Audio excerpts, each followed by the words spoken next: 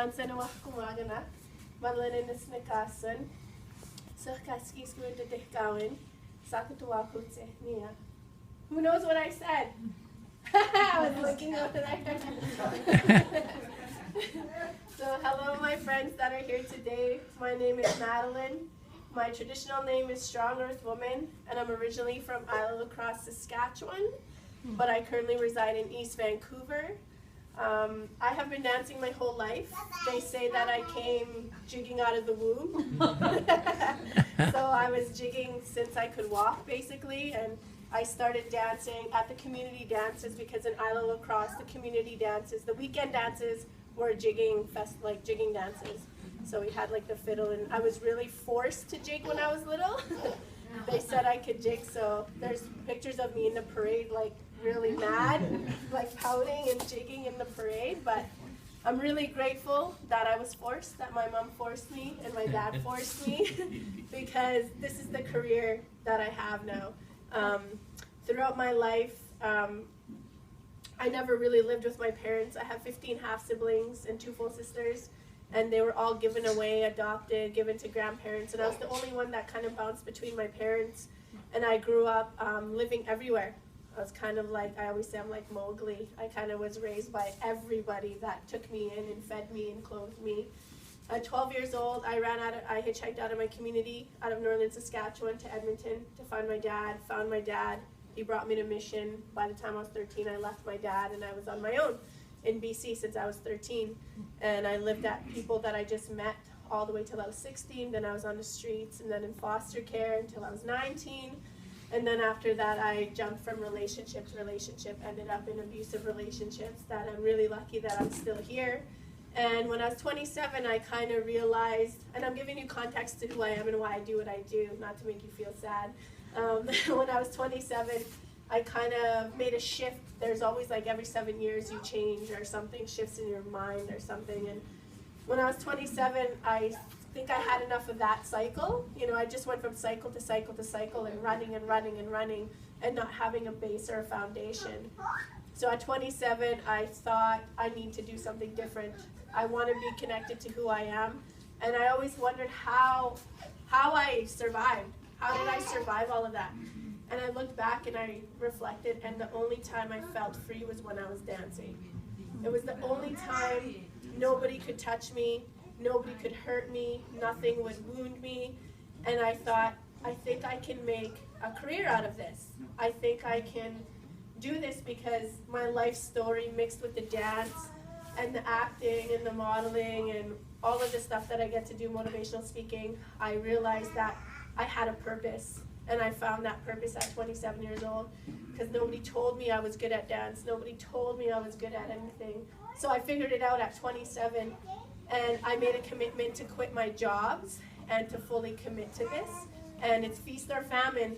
It's feast or famine, but I'm always rich inside. I'm always really, really rich internally.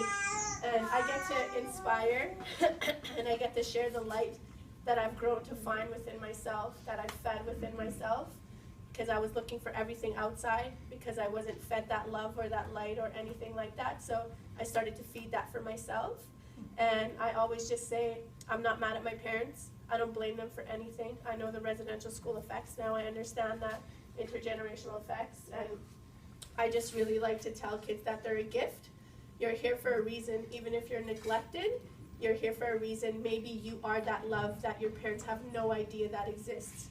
And I always say that we're walking love. And when I dance, I just really like to share. And I'm wearing a powwow regalia because I'm Cree and Métis, and my mom comes from Kennew Lake Reserve, just outside of Isle La Crosse, and my father comes from Isle La Crosse. So for my identity, I wanted to make sure that I'm honoring both sides all the time.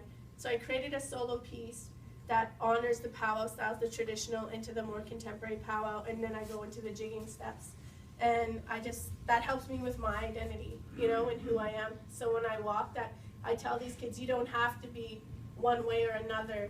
You don't have to just only jig and you know, you don't have to just only powwow or West Coast style or whatever it is. If you have many nationalities in you, honor them all, because that's who you are, and that's how you're going to feed your soul.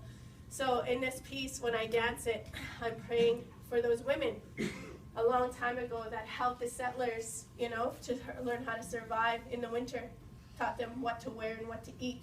So they're the reason I'm still here. They're the reason why I'm so resilient. I'm going through something really, really hard right now in my life. I'll share it later, but I don't want to make you sad right now, but I'm going through a health issue right now, but I have to keep moving forward, and I have to still keep inspiring, because when I feed, it feeds me as well, right? When I give, I get something from that as well. So when I dance this piece, I'm dancing all those prayers, and I'm dancing it for all of you that are here, the balance between the male and the female, the babies, the young and the old, and I'm going to dance my solo piece. Thank you for listening.